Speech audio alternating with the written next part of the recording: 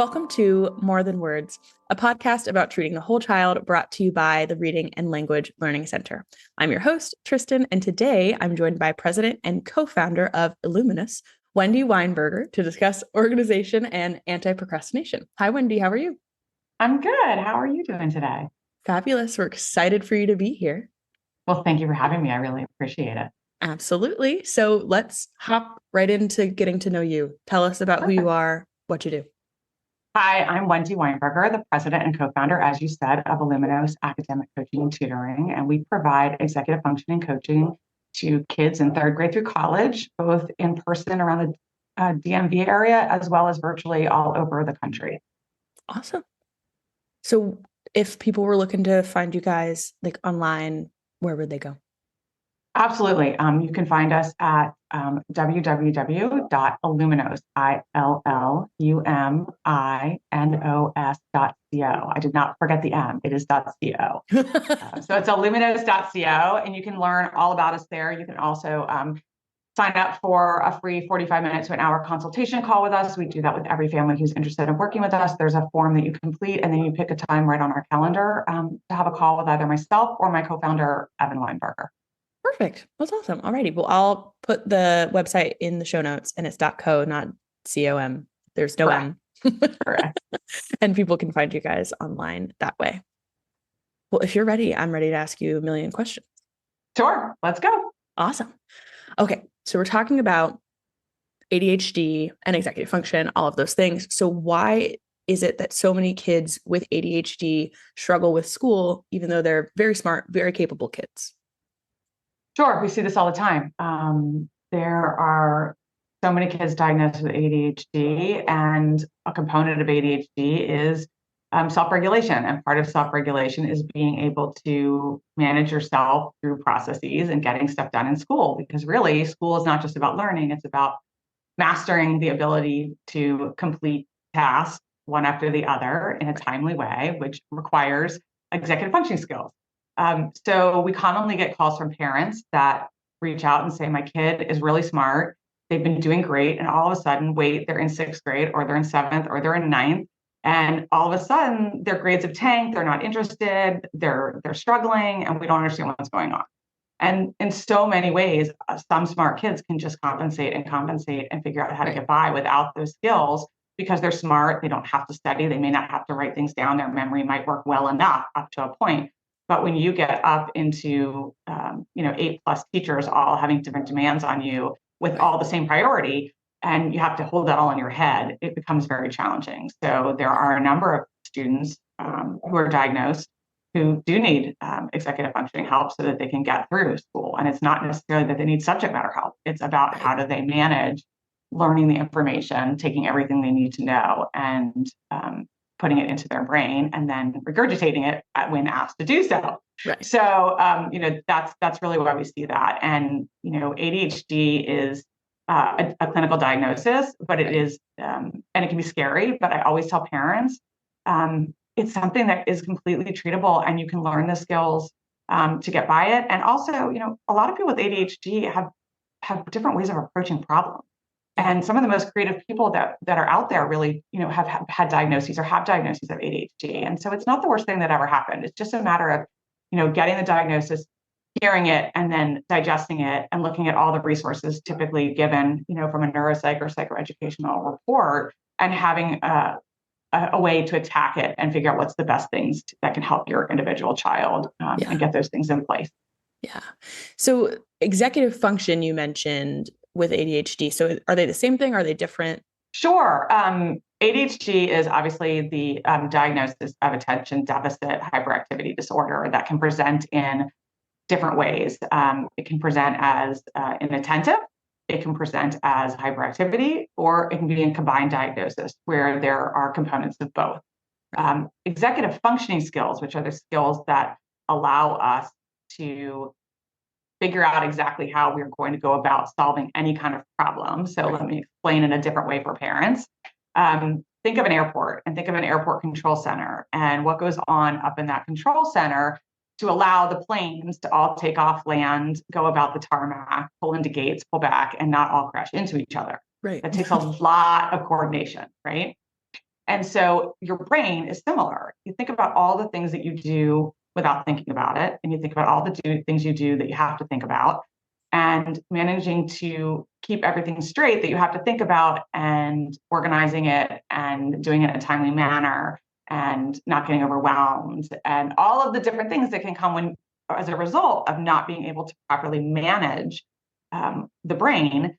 Just like an airport control center, the planes crash. And that's the same thing that can basically happen in kids' brains, is that everything sort of crashes. Some kids freeze, some kids rebel, some kids just break down. But basically the lack of ability to control all of those things and manage what's going on can cause a lot of different problems.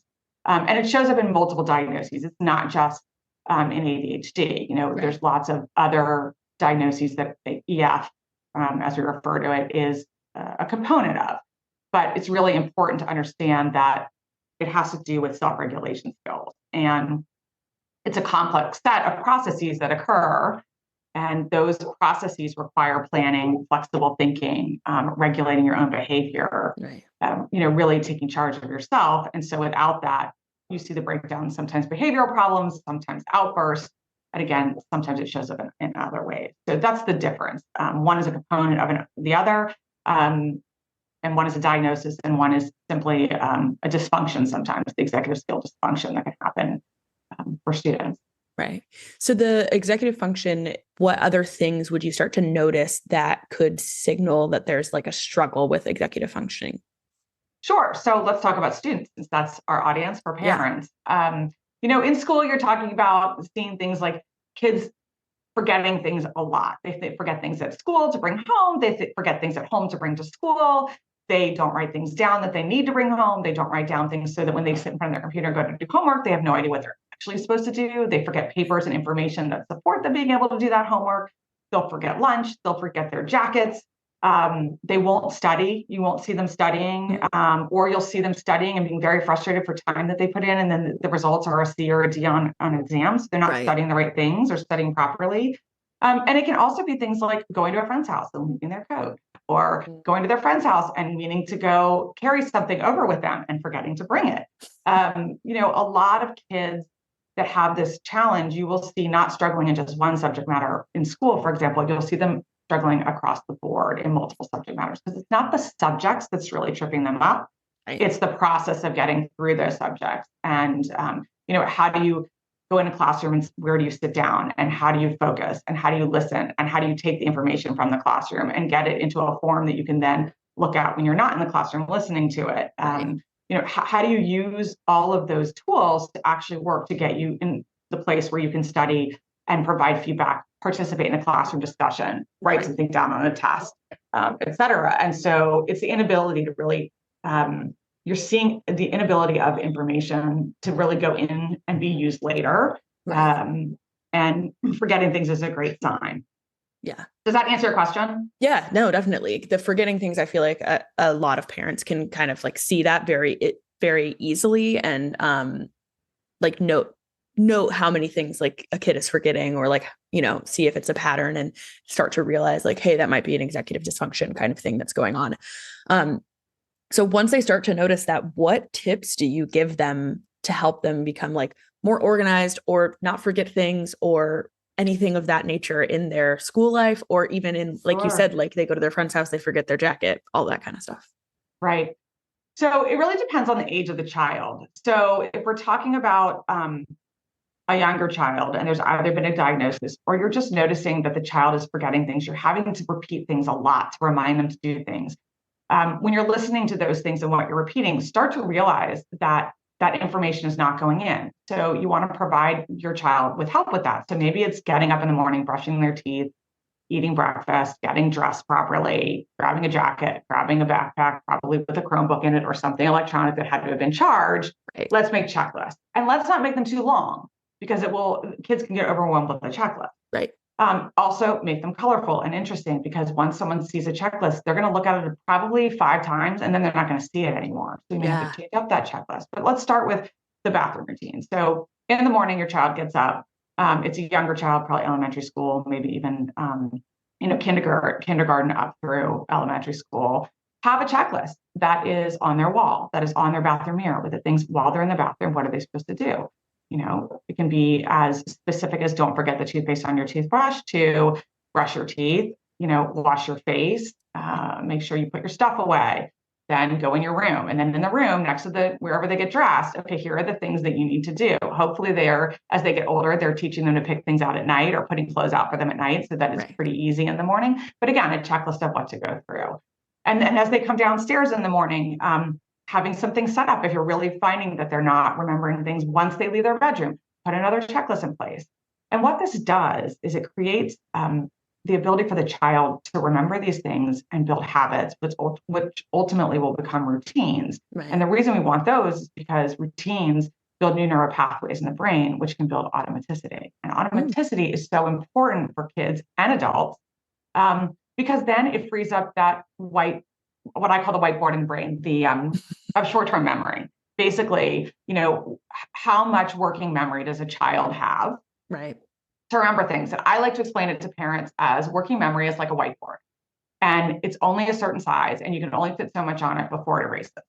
Right. And so for kids who have these challenges, they're having to think about everything. They don't have those automatic things already occurring. So everything's going on that whiteboard, which is why they don't retain as much information in short amounts of time. Yeah. So if you can give them the ability to have a checklist to refer to, and then they do that over and over and over again, and it becomes a habit, and ultimately it becomes a routine, then it starts to get into that automaticity place where they're not having to think about it anymore. They just do it rote, just like you get up in the morning and maybe you go to the bathroom, make yourself a cup of coffee. You don't really think about it. You could do it half asleep. You just do it.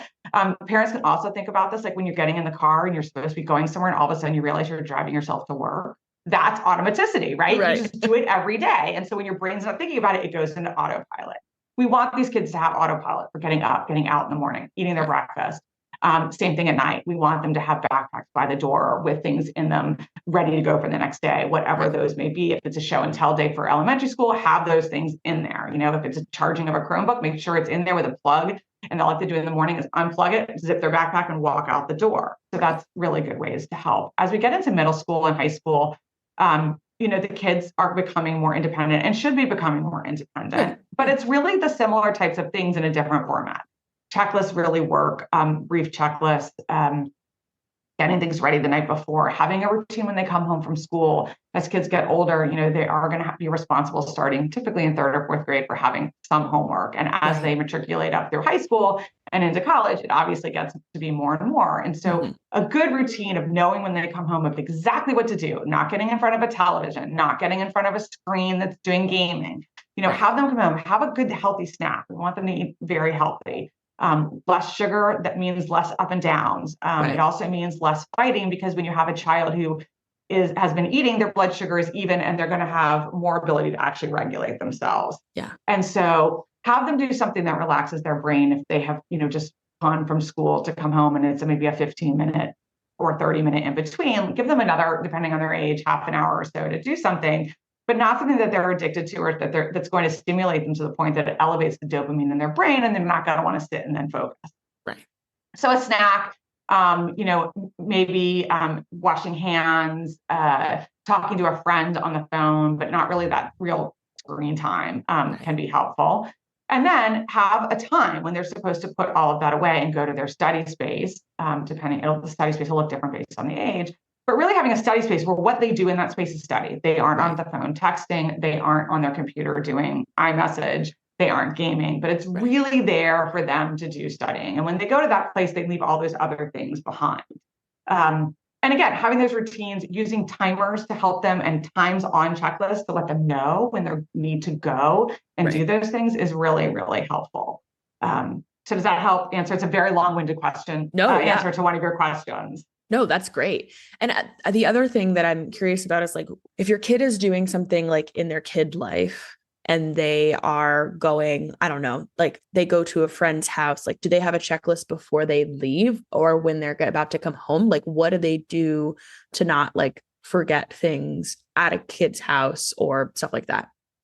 So, that's where a parent can really provide that support and they can either talk to them, depending on the age of the child, send them a text to remind them, please make sure before I pick you up or before you leave that you have the following things with you. Right.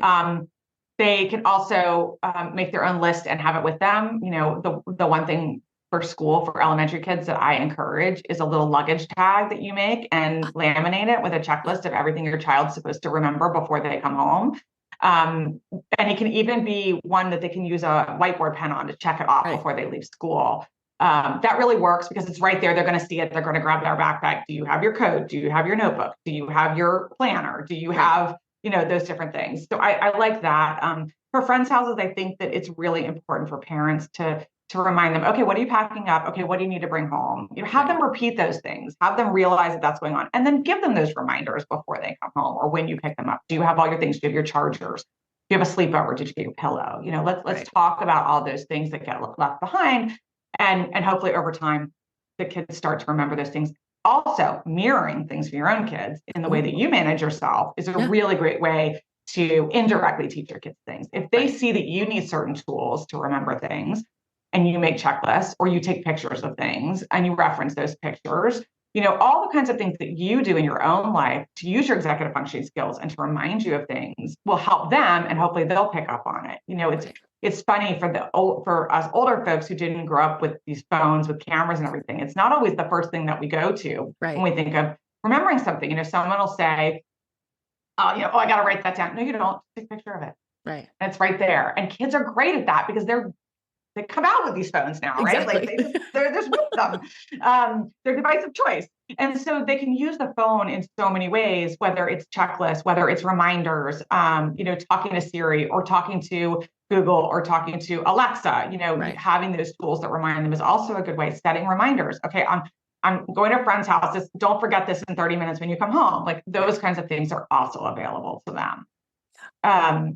Those are things that would be good to integrate from a parent perspective, from having a parent do it in front of a child, having a child practice that. Like, let's practice this tool where, you tend to forget things, Joey. Let's go over what you're bringing here. Talking to your computer, the list of things that you're bringing, and then check that list off before you come home. Yeah, that's genius. And I love the luggage tag on the backpack idea. That's one of my favorites. I think we had someone on the podcast that had mentioned it before, and it was the first time I'd ever heard of it. And I was like, oh my gosh. Yeah, that's a great tool. And depending on how creative you are, if you use some kind of graphic designer at home, you can do it and get just the luggage tag laminators and laminate it, or you can go on Etsy and find someone to make it for you too. I would change it every year for my kids. I suggest changing the color, change it. And the other thing is backpacks get lost. So put your name and phone number on the back of that luggage tag. Yeah. Also simple things that, I think most parents think about, but put your name and contact information in everything. Yeah. Or get labels and iron them in, the ones that actually stick, those kinds of things, because that absolutely helps. For teenagers, we really want them to have the responsibility of remembering things and having those processes which they follow. So, letting them fall down once in a while is okay too. I mean, I talk to parents all the time about, like, my child is only getting through this because I'm really going into their portal and I'm writing everything down, or I'm telling them what they have to do, and I'm going back and I'm checking and make sure what they haven't handed in and reminding them, well, okay, what happens when your child's ready to go to college? Are you going to college with them? Right. It's not going to work. No. Kids need to have learned independence. And if you start with a young age of giving them choices, right? If they make a choice, they're going to remember better than if it's something that you just dictated. So let them make a choice. Help them think through, what do they have to do in order to accomplish the goal that they made in that choice? Right. Don't do it for them. Lead them. Be their scaffolding. This is a great way that I think about scaffolding for parents that are just learning that their kids need this. Right. Think about your child when they were, anywhere between 9 and 15 months old and starting to walk. How did you walk around them as they were starting to walk? Because you didn't want them to get hurt. You didn't want them to fall and get hurt. You didn't want them to run into anything. You didn't want to discourage them and have something bad happen. So you walked around your child kind of in a shadow with your arms out, ready to catch them at any time, but allowing them to explore. Right. That's scaffolding. Yeah. That's not doing it for them. That's helping them master a skill they need to be independent and capable of doing. Yeah. That's what parents need to do for their kids as they age appropriately, backing off that scaffolding, be further away with it, let them fall a little more, teach them how to fall. Right. Teach them that it's okay that if they fail at something, what are we learning from this? That's okay. Right. The grade, for example, is not the goal.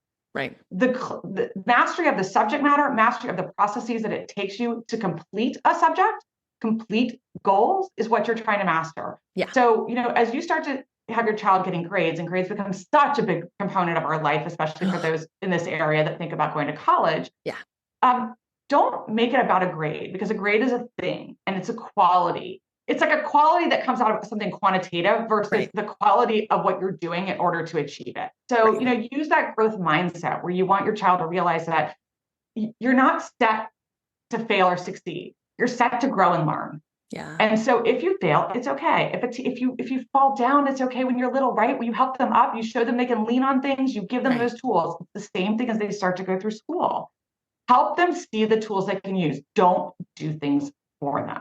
Yeah. Show them how to reach out to a teacher if they forgot something at school and don't remember what the assignment is. Show them how to reach out to a friend in the class that may have written it down. Don't do it for them. Right. All of those little things that a parent can do to help their child see how to solve the problem and allow them to solve will simply grow their ability to solve the problems, the toolbox in which they will reach to and use those tools as they get older and older will be bigger, and they won't have as much challenge when they get older. Now, that's not to say that kids don't show up in 9th grade or 8th grade and just like all of a sudden, like, I have no idea how to solve a problem. And I can solve a problem like, I have a major task. How do I study for it? Or I'm in a subject that's really hard. How do I, what do I do? I've never had to take notes before. I've never had to study. Like, how do I do those things? Sometimes that's where you need, especially as teenagers get older and their DNA changes to say, push mom and dad away because their DNA is telling them that they're supposed to be more independent. Right. That you need someone independent to come in, a coach. If they need an actual subject matter tutor, a tutor, but you want to make sure that they're really being coached and taught how to approach the problem, not just how to solve the problem. Like, don't just, for math is a great example. Don't just teach a child how to do a math problem. They need to learn the new way of math, and I'm saying the new way because it wasn't taught like this when I was younger, is to really speak the math language and understand why math works so that you can formulate your own problems and solutions that aren't the same all the time. Right. It's the same thing here. A child going through school needs to be able to figure out, irrespective of the subject matter, what works for them. How do they learn? Right. And what are those tools that they need to learn? I think one of the biggest things that I find important is parents say, my kid doesn't know how to study. Or I don't understand. I know how to do this when I was younger. Why don't they? Maybe they're lazy. Kids aren't lazy. There's more being asked of them in school today for them to learn, manage, process, turn in, manage social skills, EQ skills. Where are they really with their emotional skills versus their academic and intellectual skills? There's so much more as a teenager you're being asked to manage, and no one's stopping in school to say, oh, wait, we never taught these kids in elementary and middle school how to study or what it even means to study. Like, what is that awful word? And it's not just laying on your book at home, hoping that the information goes in, or watching a YouTube video and expecting it to just go in. Kids need to understand how they learn themselves. And so teaching kids how to create a study plan, how to actually study by finding different ways to interact with information over a period of time, not just the night before, because we need things to go from working memory to short-term memory to long-term memory. The ways that all happens, a coach, a therapist that's trained in, a therapist that's trained in some kind of executive functioning coaching, or the process in which things are done, or a developmental pediatrician. There's a lot of different people out there that you don't realize they really have these skills in different areas to help children learn how to do things. And, if you're a parent of a teenager and you didn't grow up with all of these uniquely skilled people that now seem to be imperative for your child to be successful, they exist. Yeah. They exist and they want to help. And so looking for those people to be able to do it where it's not you, because it doesn't matter how successful you are. You could be the president of the United States. And sorry, you're there because of luck. You have nothing to teach me. I know it all myself, and I'm not going to listen to you. So back off now. There are people that can step in and will have a lot better result in a lot faster time than you as a parent trying to do these things yourself, simply because of the way children are built. And as they get older, they're supposed to be going out and hunting and gathering on their own. Therefore, they have to be independent on their own. And so they're going to want to push parents away. And that can start, puberty seems to be hitting earlier and earlier these days. Yeah. It's great. It's crazy. But, that's when those hormones start to kick in, that they can be independent. So some of that pushback is just because you're trying to do it. Oh, yeah.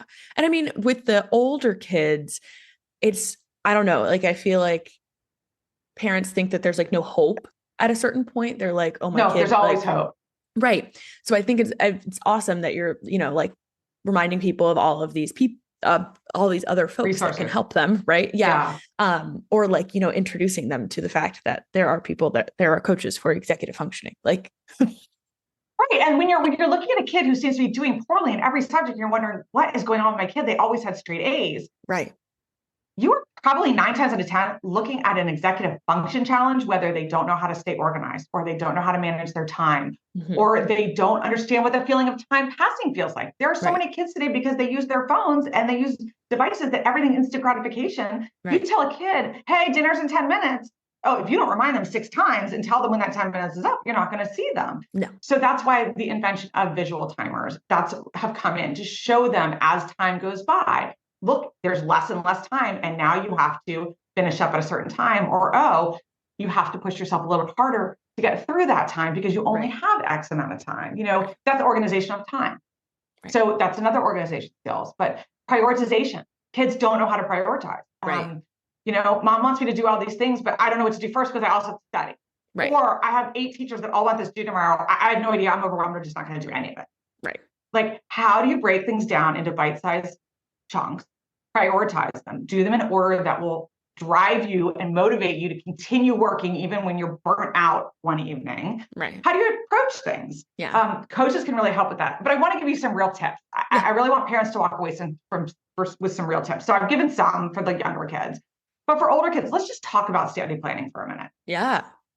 Ask your child all the different ways that they are asked to learn information by their teachers. There's all these new things. There's Quizlets, there's word puzzles, there's writing down definitions, there's reading and annotating. There's all these different tools that students are asked to do in the form of homework or in a classwork presentation that they don't realize is actually a teacher teaching them how to understand the information. It's not just busy work because they're then therefore interacting with the information.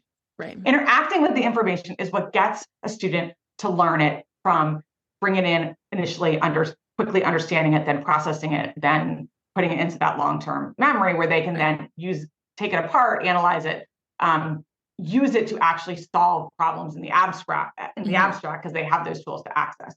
So when your child has coming up any kind of quiz, assessment, anything, test, paper, ask them to pick out 4 different ways they're going to interact with that information to learn it. They can rewrite their notes. They can take a Quizlet. They can, go in and practice problems from different either worksheets or handouts that have been given or things that they've already done. Right. There's all different ways to do things. Sometimes watching a video, annotating what you learn from the video. You can't just watch a video. You have to interact with it in some way. Pick 4 ways. And for every class, it can be a different 4 ways. And your kids are going to know the best ways because they are the ones who are getting this information from the teachers, thinking, oh, it's busy time and why do I have to do this? And then have them calendar. We call it plannering. Take out their planner. They know they don't want to use a planner. We're going to fight them on that. But if your kids are past the point of fighting with them and they plan in some other way, a portal is not a planner. We can discuss that. Put it in their electronic calendars, put it in a reminder, put it on a sheet of paper, but write down that the test is on Thursday, that on Monday, you're going to do it this way. On Tuesday, you're going to do it this way. On Wednesday, you're going to do it this way. Sorry, Thursday's the test. So Sunday, you're going to start. Sunday, Monday, Tuesday, Wednesday, Thursday. And by Thursday, they're going to know the information well enough to answer whatever's asked of them. Yeah. But they can't do it the night before. No. They have to interact with the information and they have to actually physically do something. They can't just, and by the way, highlighting text is not doing something. Okay. It doesn't help unless they're highlighting and then annotating, writing what they've read. Watching a video doesn't help unless they're actually doing something with the video.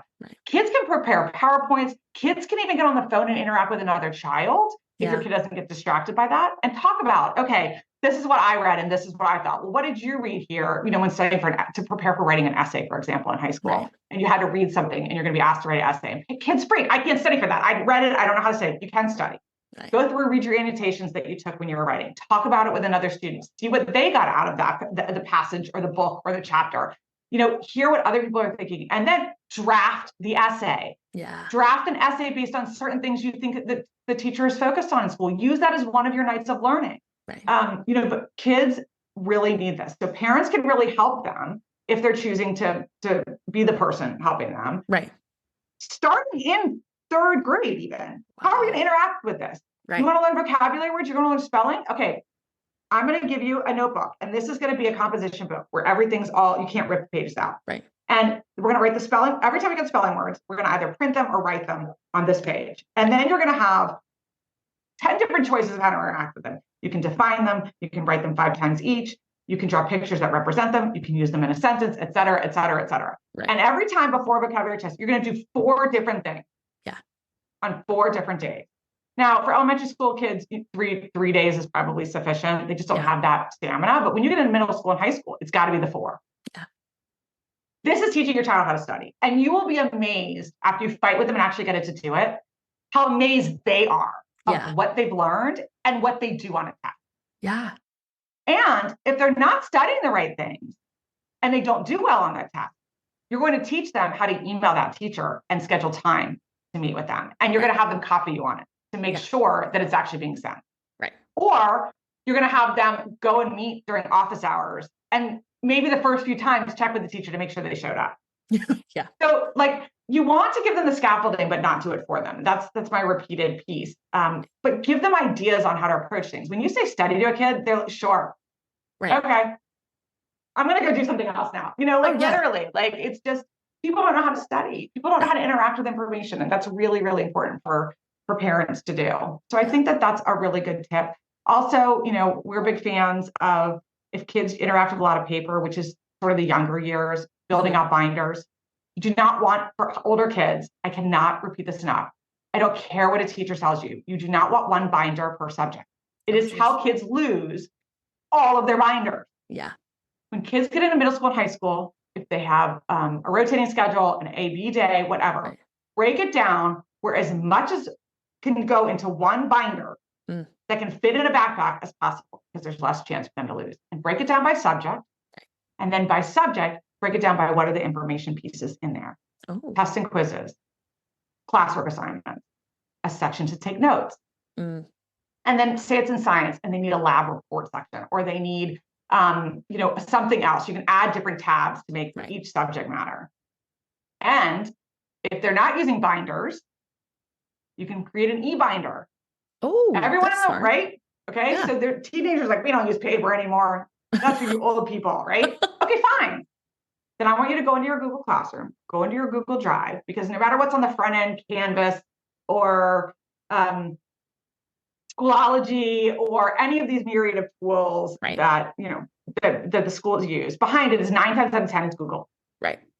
Driving it. So go in to your Google Drive and create each subject matter under. So you're going to say, let's just say 9th grade, 2023 to 24 school year. And you're going to have under there a folder for each of your subjects in the fall. Right. And you're going to color code. You can actually right click and color code each of those folders and make those folder colors match any kind of folder or something that you're using in real form. Right. So that you associate blue with math or red with history. Right. And keep those colors all through high school, all through middle school and high school, so that you always know, you start to have that visual cue. Again, that's the automaticity. Okay, I've got my red folder out. That means math. Right. Do that all the way through. But color is a great way to interact with information. Right. If you're going to highlight, you need to use multiple colors and do it in a way that they have meaning. And then under each subject, break it down further with a different folder for each thing of kind of information. And one of them should be homework to turn in. And you should come up with a naming scheme that, remember, you're not the only kid. So if you just put the assignment name, the teacher's not going to know that that's your assignment. So it should start with something like J. Smith. Right. HIS short for history. And some people have sections, some people have periods, and then put something that identifies which period you're in. Right. Your teacher's name and the assignment name. Right. And that's how you share it or hand it in. So if a teacher loses it, which happens, if you don't know where it is, you can always go back to that folder and know exactly where it is and either return it in, or print it out, or show your teacher, no, I did do it. And we'll have a date on it because it's electronic of when you did it. Exactly. These are all tools that you can sit down very easily with your fifth, sixth, seventh, eighth, all the way up through, basically 12th grader, and teach them how to manage the organization. Yeah. That's really helpful to just go and do. And on the time management piece, we could go into that for ages. I'm a huge, proponent of a planner. Yeah. A portal, as I said, is not a planner. A portal is where you find information. It's not where you plan out the studying and the hidden steps that we call it of coming up with that plan to execute. Yeah. So, and for littler kids, get a planner and draw pictures for what they have to do. If they have to read a book, have them draw a picture of a book. If they have to do a project, draw what they see the project in their head. Again, visual tools for kids that are challenged with EF dysfunction or EF, they're just learning EF. It's a great way to do it. And kids are very visual. Yeah. Adults are visual too, but think about it in a visual way for a child that's just learning to read. They don't need to write out the word book. Right. Have them draw a little book. Draw out a piece of paper with math problems on it. I mean, literally, it could just be little sketches. So, I definitely think that you should try to plan out things with a student and use a planner. If one's given by the school, great. If you need a great planner, there are planners out there for older kids with executive functioning challenges. We have created our own that we believe is really, really good. You can get it from us. We will eventually sell on Amazon, but we have them made, and you're welcome to reach out to me at heywendy@illuminos.co and just say, hey, I'd really like to go into your planners. They're $25. It's built for kids who have ADHD and or executive functioning challenges. That's awesome. And I would suggest that get a time timer. Ooh. Get a visual time timer. Yeah. It doesn't have to be time timer brand. It can be Pomodoro. It can be anything. Yeah. But go on Amazon and look for a visual timer. Okay. And what you want to do is have your student have that. Now, you have them on electronics too, but I'm anti you having the phone using it because their phone can then be there for other things. So I think you get an actual time timer. It is a old school, old looking clock with a red filler. You can get it with different colored fillers. That you basically pick how much time there is, and the red fills up all that. So if you have 45 minutes, you'll see red filling 45 minutes up, and then it will slowly, as time goes away, the white gets bigger and the red gets smaller. And it shows kids that time is going away. And when they get near the end and they want to get up and go to the bathroom, they're like, you know what? I can do this for 2 more minutes and then I'm done. So it also builds in that grit and that ability to persevere. It works on multiple things. Get a time timer. Have your kids start in elementary school. How long do you think this is going to take you? You think it's going to take you 15 minutes? Okay, let's set the timer for 15 minutes and see where you are. Okay, do we estimate right or wrong? Do you need less time, more time? That will all get your kids starting off, and even in high school, starting to figure out what the passage of time feels like, how long things take, how to estimate how long they're going to need to do things. Right.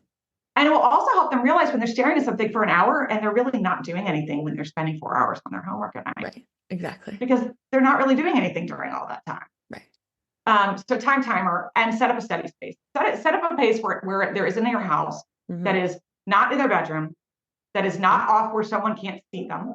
Right. But it is some noise, right? So there's some oversight in the background, but that's quiet. It doesn't have a TV going. Right. That student can sit down, have all their pencils, their pens, their calculators, their scissors, their screen for school, whatever they need to complete school. So it's not the, oh crap, mom, I just sat down, now I need a pencil. Oh crap, mom, now I need a magic marker. Right. Oh, damn, I need a highlight for this. Literally, kids will use every excuse to not sit and focus. Oh, yeah. Take away the excuses and start with, I want you to just focus for the number of years you are. So there are studies out there that say that kids can focus. It used to be double this. I just want you to know that. But as of devices coming out in the early to mid 2000s, it went down by half. So kids used to be able to focus for 2 minutes at a time for their years in age on one thing at a time. Okay. Now, thank you to the world of electronics, with instant gratification, it's 1 minute per age. So if you have a 15-year-old and they're struggling to focus, I don't want you to ask them to sit down for more than 15 minutes at a time with a timer to focus on one thing at a time. Right. Once they can master the 15 minutes, then I want you to start adding. And you use that time timer to help them push. And you can add 2 minutes at a time, 5 minutes at a time. You'll know your child. You'll see where their resistance is. And in between those 15-minute time periods, I want them to have a 5 to 10 minute, initially 5 to 10 minute brain break. That is where they can go to the bathroom. They can get water. They can quickly answer their texts with friends. Right. They can check an email. But then they put all that away again and they sit down for another 15 minutes. Now, as your child gets older, those breaks really should only be 5 minutes. Yeah. But when you're starting out teaching someone, they may need to build up that perseverance, build up that resilience to wanting to jump up. Absolutely. The parents can do this at home with them. Tell them why this timer is going to help them. Teach them really how to focus on what they want to focus on. Right. And then do you make checklists? Oh, yeah. Okay. What do you do at the end when you finish something? You get to check all the things off. And what does that make you feel like? It feels fantastic. Right. Because you feel like you've accomplished something. Absolutely. So when they've written stuff down on a piece of paper or preferably in a planner, I want them to cross it out when it's done. Yeah.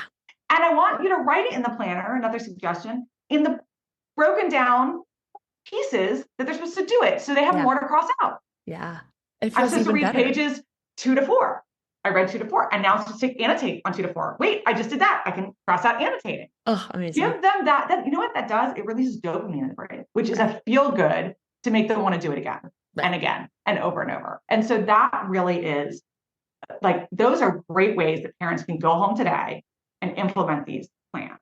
And the last thing I will tell you, and there's more tips, so you reach out anytime, I'm happy to give them. But the last thing that really helps, and I'm going to go back to something I said earlier. When you ask your child how school was or how was their day, one, be very specific. Okay. How did history go? Was there something that happened that made you happy today? Was there something that you did brave today? Was there something that made you feel really good that you did for someone else? Was there a problem that you helped someone else solve today? I want you to ask questions like this. I don't want you to ask what grade you got on a test. No. Okay. If there was a test, how do you feel like you did on it? You feel like you did okay? Did you feel confident? Did you feel not so confident when you talk? How was that feeling? Okay. So let's just say the child said, "Mom, or Dad, I'm really not sure. I'm not sure I studied the right thing." Okay. Why don't you write down the things you think you might have missed or that you felt unsure about? Write them down. And then let's look at the test when it comes back and see if you were right or wrong. And then we can learn from that, right? The grade doesn't matter. It's the learning experience. And putting all of these things together, learning from mistakes, adding more focus in a useful, efficient, effective way, taking away distractions from when you have to focus, understanding what to do during that focus time, understanding a parent is not asking you about a result, but actually the process for which you're using to get a result. Yeah. That they're helping you with that process. Yeah. And encouraging, your child to try again. It's the old adage. Try again, because what makes us better and what we learn most from is failure. Yeah. So it's okay to let your kid fail because they'll learn from it. But it has to become a learning experience. It can't be, Johnny, you're grounded for 6 weeks because you just got 3 C's. Right. That's not a learning experience for a child. Absolutely not. The punishment does not fit the crime. No. And all it's going to do is build resentment so that the child's not going to listen to you. So think about that when you react. Take a moment. Consider your own executive function skills, your self-regulation. If you are a reactive parent, take it in and say, okay, thank you for sharing with me. Process it. Talk to a spouse about it. Talk to a friend about it. Calm down, whatever your reaction is. Have real thought about how you can go back and help your child now. Yeah. Not about scolding them. It's not about you shouldn't have gotten a C. It's about what did you do that resulted in this? And it could be, well, you stayed up on games until 4 o'clock in the morning, and maybe that's not what we should have done. What can we do instead? Exactly. But if you're calm about it, your child will receive it. If you shouldn't have stayed up all night last night on games, and you should have been sleeping like I told you, and I told you so, they're not going to hear any of it. No. And it's okay to you don't have to react instantaneously. Right. And you don't want your kids ever to be scared of you, to come to you, to talk to you about things, because then you have been shut out and you can't help.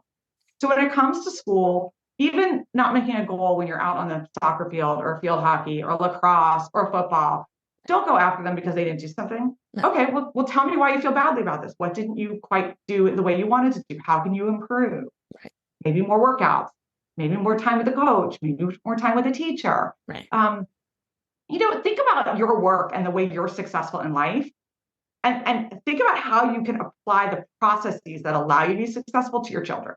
Oh, and that's translate good. that for them. Yeah. Because that's you can really think about what makes you successful. Okay, you get up and out in the morning. Are you a person that runs late? I'm a person that runs late all the time. Right.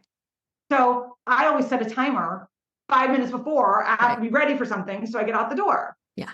Or I have my kids who tend to run late because their mother runs late. Their clocks are all set ahead for an unknown amount of time in their room. We use Alexa. we use our phone to do reminders. Absolutely. For everything from taking out the trash on the right night to remembering for bedtime. Yeah. So really remember go back in your mind and think about all the things you do automatically to get a result and break those tasks down and think about those tasks. Even write those things down because you're going to find a lot of hidden tasks in there that you don't think about doing that you actually do that your child may not know to do. Right. So a great activity with any child is, let's talk about bedtime routine or let's talk about the morning routine. I want the parent to go and sit down and really think about what they do. Everything they do. How do they wind down? How much time from the lights out to the falling asleep? What are the processes they take? Everything. Write it down. And then I want you to sit down and have a conversation with your child and say, hey, tell me about like going to bed at night. What do we do together? Or what do you do on your own if you're an older child? Right. Okay, that sounds good. This sounds good. Have you thought about, I realize that I do this thing. Have you ever thought about including that to help you wind down? Like I stop being on screens for 30 minutes beforehand and I read a book or I listen to music. I turn the lights down. Do you ever think about that? Well, no, I usually just text my friends until I'm ready to like fall asleep. Right. There's something that you may want to think about. Maybe. And it's amazing how much compensatory skills as adults we've come to manage ourselves and regulate ourselves in order to get sleep and to do well in work and to accomplish things. But we don't realize all of those skills are learned through mistakes that we've made. Absolutely. And you can help your child maybe not avoid those mistakes, but help have tools to solve if they need to make those mistakes. Right. Can help them realize it faster. Yeah. And put it in their words.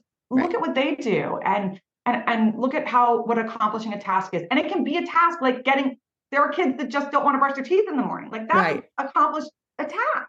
Right. Okay. What's the reward for brushing your teeth in the morning? Okay. Well, let's talk about a reward. You get 5 minutes extra on gaming, or you can get money. Some kids are motivated by money, or you know what? We're going to have dinner tonight. And if you do this one thing that you're really struggling with, and by the way, you can do this also with getting to use a planner. You get to pick what we're having for dinner tonight, or you get to pick dessert for tonight, or we're going to go out on Saturday night as a family and you get to pick where to go. Right. Don't just think of it in the ways of the traditional punishments and rewards. Right. You got to be creative. You got to realize that the world is multifaceted in every channel, and so are kids. Oh yeah. So think about what motivates them. What will feel good to them. Right. Those kinds of things. The other thing I was going to ask you about, because you mentioned the punishment system, which I feel like is a lot of times some of the mistakes that parents make when they're trying to get their kids to, do what is best for them. So what other mistakes do you see that parents make when they're trying to get their kiddos with ADHD to succeed and trying to help them essentially? So it is a fact that kids with ADHD do not respond well to punishment. They respond much better to reward. So setting up expectations, guardrails, boundaries that are in place that they know they're expected to follow, and then calling out when they don't, but more so calling out when they do and rewarding that is really the best way to rear a child with ADHD. Yeah. I was on a call yesterday with a parent, and the parent said to me, I have to admit, they said, because she was a COVID kid, she's addicted to her iPad and to electronic communications, and they really aren't good at regulating it because they feel like the bad guys. And they don't really know where they should regulate it because it's also her social tool and it's her school tool and everything else. Right.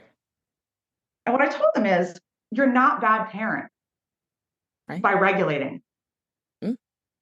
What you need to do is give her boundaries. Kids want boundaries. They want to know within the realm of what they can do and what their boundaries are. Right. So if you give her boundaries and hold her to those boundaries, that will work. Yeah. It will work in so many areas of her life. It's incredible. Right. But by not giving her any boundaries and having limitless time on iPads and not being able to teach herself self-control, just like you teach a baby how to sleep when they're younger, you don't pick them up every time they cry. Right. Same thing here.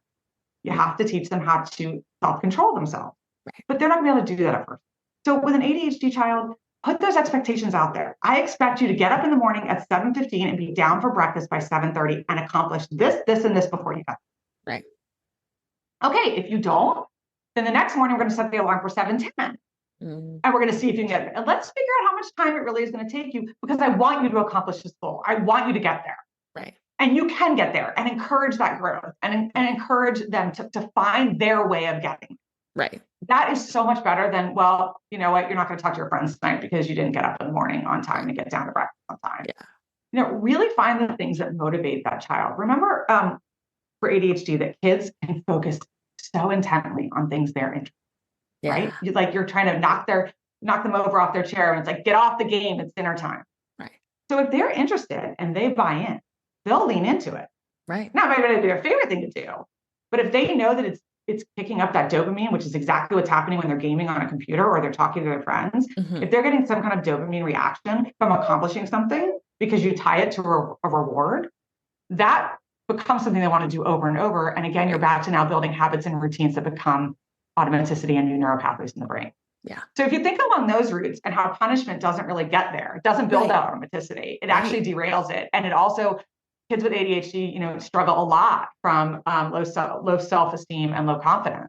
You really want them to feel confident in making choices and confident that they can achieve things to avoid that. So when they do hit those things that are harder, and you say to them, you know, you can do this, you've persevered before to accomplish things. You can do this again. Let's just find the right pathway for you to get there. They're actually going to listen to you, be like, they're not going to be like, Mom, whatever, I can't do this, you know, those kinds of things.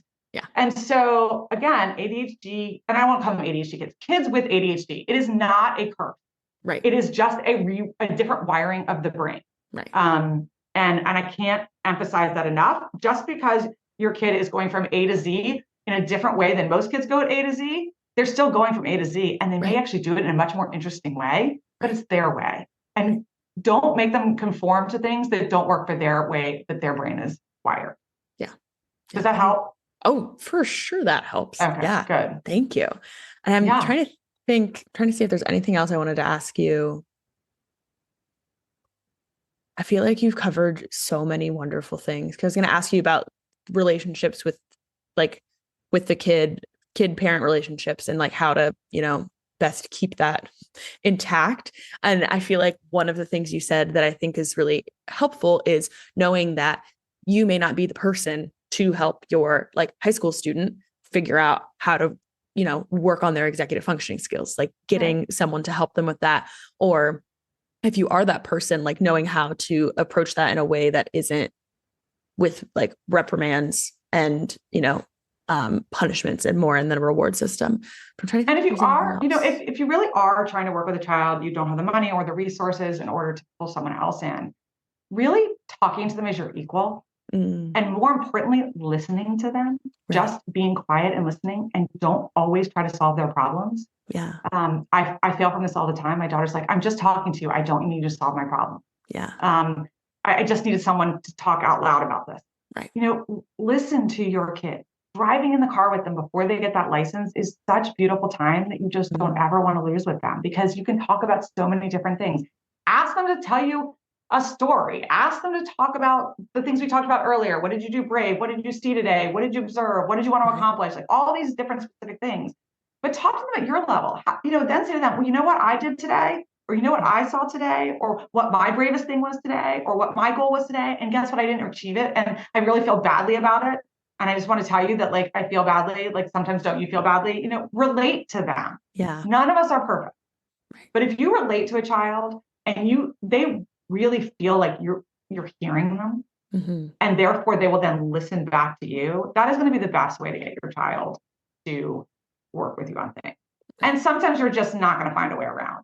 No. And sometimes personalities, you know, just clash. Right. And getting someone else in there, whether it's any of the people I listed, just help. Yeah. And there's so many resources in this area that can really help you. There's great people. And if you need resources, let me know. I make it my business to know some of the best and brightest around that can help kids. And whether that's you guys for literacy and support with the things you do around ADHD, getting people diagnosed too, like whether therapist testers, or whether it's finding the right psychologist, or whether it's finding the right schools. We're not educational consultants, but we meet with schools all the time, so that when parents say to us, hey, where do you think my kid would fit? I can say, hey, I really think that they would fit well here, but go talk to this person and go talk to this person and get the actual recommendations in the meetings. but we just know a lot of people, and people in our field like you and your team know a lot of people. So they should use that and ask for reference. There are people out there to help. You're never alone. Yes. Yeah. I think it's important to remember. Yeah, for sure. Yeah, for sure. And I think my last question for you is, so for those kiddos that are studying super hard, we talked about what studying is before, but they're studying super hard, nothing is sticking. Is that normally an executive functioning issue? Or is that like, we think they're studying and they're actually not studying? What do you normally see that being? What do you normally see? That could be a whole lot of different things. And I think as a parent, you have to trust your gut on what's going on. Right. And maybe do some silent observing. Is your child just horribly distracted? Right. Or are they really incapable? Like they're just overwhelmed and using distraction as a, excuse. Right. Procrastination a lot of times is what this is. When you see chronic procrastination and failure to initiate a task, typically that has to do with something like anxious going on that's stopping them, whether it's they don't know where to start or they're overwhelmed with, I'm so overwhelmed, I don't even know, like, how do I even sit down and understand what I'm being asked? Right. Those kinds of things tend to lead to an executive function. You can see that there's kind of some kind of executive functioning challenge on. But sometimes kids have, not that ADHD isn't a learning difference, it is, but they have a learning challenge. Right. So talk to teachers, talk to educators. If you really feel like your child is struggling, to you guys for dyslexia, like if you're struggling with a child that's struggling with reading, or when they read out loud, they're really struggling, or they're just not comprehending what they're learning. And there's definitely like, you're seeing their friends can do other things. Don't wait. No. Do not wait.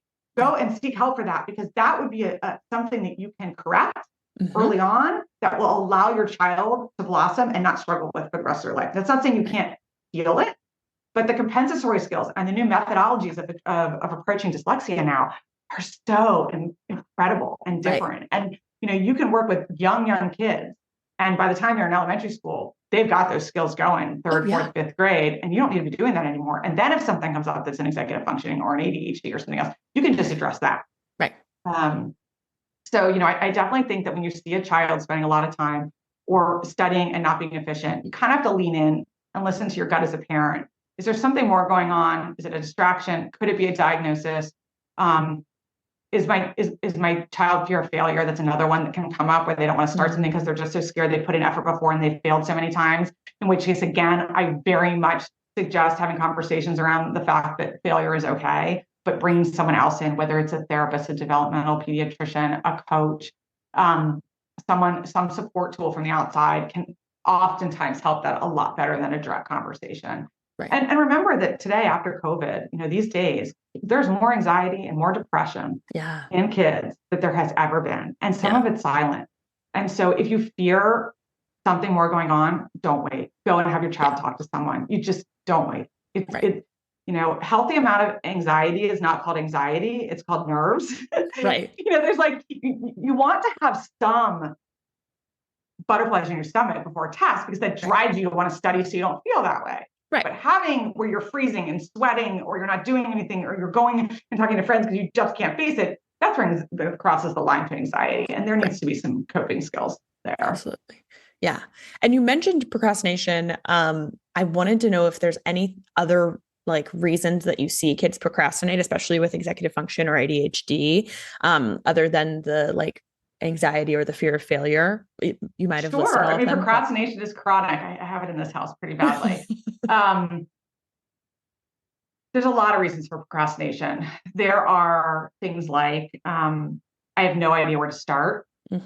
I didn't write down my homework, and I don't want to go tell mom or dad that I forgot. And I don't know, it says to read a book, but I don't know what pages. I don't know what it says. Do math problems, but I didn't write down what it was. Right. I'll just push that off. Or I may have a quiz tomorrow and I have no idea what to study because I wasn't paying attention in class. It could be that they don't have the information or the ability to access the information from an organization problem, from a focus problem. It could also be that they've started down a path and they've realized they're lost. Yeah. And so I'm going to push this off. I'm going to push this off. It could also, as we talked about, this fear of, I put time into the subject so many times, I'm going to get a C or D anyway, so why bother wasting my time? Yeah. But it usually has to do with a disorganization, a time management problem, an inability to actually know how to approach a study skill, whether it has been note-taking, reviewing notes, writing down things in a planner, knowing how to read and comprehend. Even for younger kids, like you have to read a passage and write, 5 quick sentences about what you read. You see children struggling with that. It may be because they really don't know how to read a passage to comprehend it. Right. And keep in mind that kids can also procrastinate because there's developmental difficulties, like physically. So there's kids that have eye problems that you may not see, where the muscles in their eyes are weak and they don't converge well to read. So a child really struggles with reading. It's not dyslexia or dysgraphia or anything like that. Right. It's literally they need to go to an ophthalmologist to diagnose them with needing to do eye exercises. There's so many things like that you as a parent may not know or see, that when you really see procrastination and you've tried all these different things and it's still not working, again, see that pediatrician. Right. Don't be afraid to ask. Think about how many kids pediatricians see with so many different things, basically between the age of 0 and you can basically go to them until you're 25 if you want to. And how the things they have to think about. Say, I'm noticing that my child, when they read, nothing's going in. Right. Could there be a physical problem? Right. Or I'm noticing when they're reading out loud, they don't have confidence and they're having to go back and they don't remember what they read. Right. Could there be something else? Definitely trust your gut. Ask questions. Don't keep it to yourself. Start with the educators because they're with your child most of the day. Right. What are you seeing? Right. What are you observing? And if they're saying they haven't seen anything, so can you keep an eye out? Okay. Those kind of things. Ask for the people who are with your child the most first. And then, from those answers, determine where you should probably go. Spend your time. For sure. Yeah. And so with the procrastination things, is it mainly like, are you ever really addressing procrastination, or is it mainly that you're addressing like something else that's going on to fix the procrastination? For the most part, there's something causing the procrastination. Right. And it's overcoming that. And a fear of starting, the fear of once I start, I don't know where I'm going to go, or I'm going to get overwhelmed, or I'm not going to finish. All of those things play into procrastination. Right. I mean, think about us as adults. I always tell people, think about your own life. When you go to work and there's stuff you're asked to do that you do not want to do, either because it's too time consuming, it's too draining, it's whatever. Think about those things for a minute. What do you do to avoid them? And why do you do it? Yeah. Those things aren't going to be at their core much dissimilar than your kids procrastinating. Right. You may not think of everything, especially if you're sort of not well-versed in this world, but it'll give you a starting point to say to your child, I realized at work, make up a story. But I really struggle to start this thing that I don't like doing. This, and this is why. And could you give me some ideas on maybe how I could start it? Or have you had that problem before? Be relatable. Right. Ask your kids to input on your stuff. They may say, I have that problem too. Maybe we could figure it out together. Yeah. Again, it's that relatability. Right. And do you have any like quick things to try that you would do? I've seen like someone has suggested like set a 2-minute timer. And like, if you like start the task and after 2 minutes, if you really can't do it, you can walk away from it. But if you like, you'll start getting into it and then you'll really just want to finish it. Like, is there anything else like baby steps? So really forcing that incremental time using the time timer. Okay. I don't know that 2 minutes is enough. Right. I think first of all, setting up someone with all the tools they need. Okay. Make sure that they know how to read for older kids, what's in their portal or what to read in their planner. Like make sure they actually start with the littlest thing. Yeah. What information do you have on which you have to do this? And do you need to go be a fact finder and gather more information before you start? Right. Because that's a big thing. Kids sit down and they go, oh, I don't know what I have to do tonight. Okay, well, how are they going to do anything? They're going to procrastinate, right? Right. And remind them that they have people out there that were in the class or teachers out there or a portal they can check. And all of those tools are available to them. Then once you sit down, writing is the worst for most kids. They don't want to start any kind of big writing. So start out and sit down with them for those first few minutes and say, let's do this together. Don't do it for them.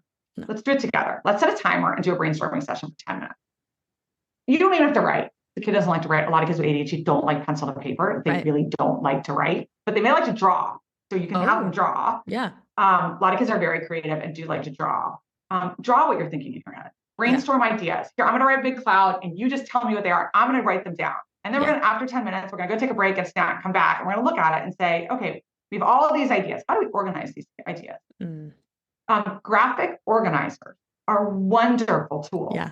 to use for kids to use. And if you're working with your child, pull a graphic organizer that you use. Do you use a Venn diagram to figure out what's important? Do you draw a cloud in the sky and put things off on little other clouds? Like, what kind of visual organizer do you use for information? Right. Give your child that idea. Start really basic with things that they can draw or fill in to help them get started, and make sure it's spread out over time so that when it becomes hard and overwhelming, they can take a break. Now, for some kids, taking a break can also be a detriment because then they're scared to go back into it. So they procrastinate step 2. So make sure it's very seamless baby steps. Yeah. Not big, huge leaps to go from one thing to the next. And then they'll keep going. Right. And remember those brain breaks. It's really important. I mean, the other thing is take your kids out of their room studying. That is just never a good place. Yeah. Your body has been built to know that a bed is for sleeping. Right. And when a lot of kids have sleeping problems, it's because they're doing, and parents too. Are you watching TV? A lot of TV in your room? Are you working in bed? Are you spending too much time in the bedroom that's not around sleep, bed, being with your spouse? Well, your kids do the same thing. Get them out of the bedroom. Get them in a dining room table when you're working in the kitchen so they can ask you a question, or that you can see when they're on their phone and you can reach over and say, hey, what's got you stumped? Why are you talking to Joey or whatever? Well, I didn't turn do not disturb on and it distracted me. Okay, well, let's turn do not disturb on. Or if they don't make that suggestion, you make that suggestion. Have it where you can interact with them and you just have an open ear. You're not standing over them. But you're kind of seeing what they're doing, observe, and make a little suggestion here and there. Or say, hey, I noticed that you just spent like 15 minutes totally focused on that. What were you doing? Did it really interest you?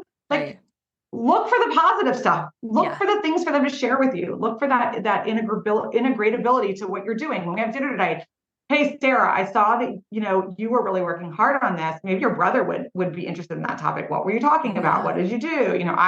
I happen to have kids that are close in age. And so it makes it really easy to open up conversations at dinner and everybody contribute. Or, hey, Sam, I understand you have to write a paper on, pick a topic that everybody would be interested in, you have to write a paper on how to build a better workout. You guys all work out, or you see mom and dad work out. What do you guys think you should write about? Talk about it. Make it an open conversation where it's not just stuck inside the brain. Everything stuck inside the brain is so much worse than when you get it out. Right. And you don't have to do things 100% on your own. That's why there's people. That's why you work with people. That's because you want to collaborate. That we're naturally social beings.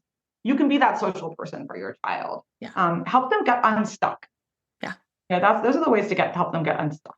Get them talking, genius. Get them communicating, talk to their siblings. Go online, do a research. Okay, I have to talk about this. Go see what other people have done. Right. Don't copy it. No, but just go see other approaches. Exactly. Yeah, that's awesome. I think that was my last question for you. This has been insanely fruitful. I mean, the timer, the visual timer. The visual timer. I love that idea. I've seen other people use it before. I don't own one myself, but I love that you can set it to be any time and then it just, counts down for you. It looks very helpful. It is very helpful. And they do make digital versions of it. I have one that's digital that is actually like a digital clock that goes down. Oh, yeah. I don't find it as effective, but for some kids who live in that world, they may find it effective, but don't have it on their phones. That's great because then they can time things like how long it gets from point A to point B or how long it takes them. But for school stuff, don't have them using their phone. Have their phone nowhere near them. Right. Use a desktop or a laptop, something that doesn't have those communication tools on it, and make sure that they're not multitasking. Everyone has a Mac. You can do a million things at once and hide things. If you need to, find software that locks certain things out for your kids if you really need to, or sit near them where you can see what they're doing. Maybe you have work to do tonight. Why don't you put them at one side, one end, 2 chairs down at the dining room table, and you sit at the other end. You can glance over every once in a while. What are they really doing? Yeah. Don't do things for your kids, but be their scaffolding. Be that parent that walks around and helps them not get hurt when they fall down, or teaches them how to fall down and get back up. Just go back to thinking about your child walking and what you would do and not do. And don't be a helicopter parent, but be that scaffolding for them. Yeah. They'll learn. Great. Yeah. I think it's a great visual, the scaffolding and the, like you said, helping them up when they fall. I think it's such an easy way for parents to visualize, helping them through other things. So thank you for that. And you're not doing it for them. You can't walk for them. You can't do their schoolwork for them either. You can't teach them the process of school and do it for them. That's not teaching them. Going into a portal and writing things down for them to do and being on them is skipping the whole point of school. Great grades don't just get you into college. Great grades reflect that you know how to do a process. And if you go to college and you can't do that process, you're going to have the same problem. Right. We work with college kids that parents come home and say, okay, this kid's failing out. I need you to work with them before I'm paying for them to go back, because they have no idea how to manage themselves, their calendar, their time, all of these things, they organize themselves, all of these tools that are so important. It's a daily process. You use this process so many times during your day. You reach for that executive in your frontal lobe to manage all the things you have to do. And some kids just really need to learn it and build it. Yeah. Well, thank you so much for being here. This has been fabulous. Is there anything else you wanted to share with us before we wrap up? No, just that I'm happy to be a resource for parents. I think it's really important to have someone they can call and get an honest answer from, and that they can ask a question and not feel like they're being sold to. I tell every parent that I talk to, feel free, go out, talk to other people. Come back to me. I'll give you an honest opinion based on what you want. There's a cost associated with things that matters. There's a personality thing that, matters. Right. There's how much involvement, where things are, so many different things that come into play when you find a support tool. Right. That it's not always one stop shopping. You may have to talk to a couple of people. What are the questions that you need to ask? What are the things you need to know? When you get an ADHD diagnosis and you look at the back and there's recommendations for things, don't get overwhelmed. Take it one step at a time. Pick up the phone and call one of those people and see what they tell you. And most of the time, those of us in this industry and in this area want to help you, and they want to help your kid. So we're going to give you the next steps to take, or we're going to tell you where you can find someone who will tell you the next steps that you can take. It really does take a village, and the village is pretty well built around here. Oh yeah. And if anyone needs executive functioning coaching, we're here. We do it a little differently than everybody else. We provide holistic executive functioning coaching. We work in home or we work virtually. So we're coaching them on the field in which they're doing their homework and their work. And we do really careful matching so that you have the right coach working with the students so they can relate to each other and feel like you've got that cheerleader, but someone who can also put the guardrails in place and hold them to it. Right. Oh, that's fabulous. Well, thank you again so much for being here, Wendy. This has been absolutely amazing. Thank you for having me. It's been so fun to talk to you. And we love you guys. So thank you. Yeah, we love you guys. So thank you. Thanks. Thank you so much to the audience for listening. Make sure to subscribe and leave us a little rating and review. It helps other folks find the podcast, and we'll chat with you next time.